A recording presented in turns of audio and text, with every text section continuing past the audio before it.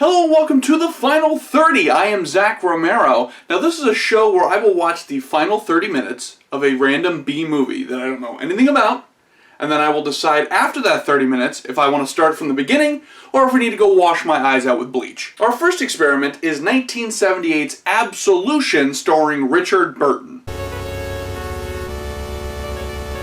So, the last act of this film starts with Father Richard Burton finding a poorly buried student in a forest somewhere and doesn't tell anybody about it. Then we jump to a confessional where the apparent murderer confesses to Father Burton but refuses to turn himself in. And because Father Burton is sworn to the church, he can't tell the police either. Which is already my big problem with the whole premise of this film. The main conflict is that the priest knows that a student at the all-boys school is a murderer, but because of the rules of confession, he can't tell anyone. Except, no. It says right there in the Bible, thou shalt not kill. So if this prepubescent little Hannibal Lecter wants to play games and kill people, well guess what? F*** you, f*** your loopholes, you go to jail. So essentially the next 26 minutes are Richard Burton just losing his shit and attempting to track down who the killer is, only to find out that the douchey kid was a red herring and that the nerd with the limp was the crazy one all along. But why would he kill kids and torture Father Burton? Why? I needed your love, Father. My love? Yes. The movie kind of wants to be The Omen at times, with suggesting that devil possession and things like that might be involved, but ultimately the movie steers clear of actually dipping its toe in the supernatural. The movie is very, very 70s melodramatic with big, booming orchestra stings anytime something even remotely interesting happens.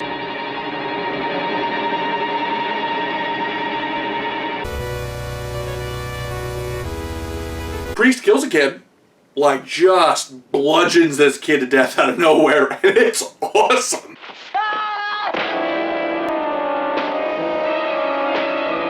Also, there's a moment where Father Burton is, like, desperately looking for a missing child that he presumes dead, and he finds a floating body in the gym pool, but oh, it's the old switcheroo, and it's just a kid scuba training. Of course it is. So wait a minute, why the hell is a kid dressed in full scuba gear in the middle of class and there's nobody else there training with him? And furthermore, who starts their scuba training with just lying dead on the surface of the water for a minute? I get what they were going for here, but I think they overreached it a little bit.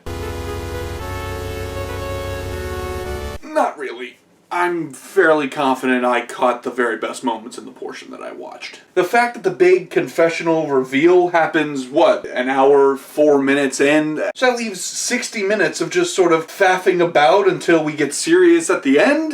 No thanks. I will say that despite the bludgeoning of a kid, the ending bugs me for the same reason the whole confessional thing bugged me. At a certain point, you gotta look at your vows when people are dead and say, fuck it. So the grand reveal hits, and Nerdy Kid was the mastermind, and the only options that Father Burton is met with are to either turn himself in for all the murders to save this nerd, or take his own life, which means he'll burn in hell for all eternity. And then Burton cries out to his creator to ask, why has he forsaken him? And little limpy Hitler here gets away with everything. That ending blows. In fact, midway through the kid's sniveling little "I don't feel God's love" speech, Burton should have just said, you know what, to hell with this, I've already killed one kid, and just strangled that little shit right in God's house. So yeah, I won't be watching this all the way through, so let's add it to the board.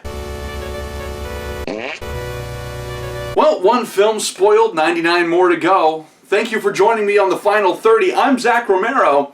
Until next time.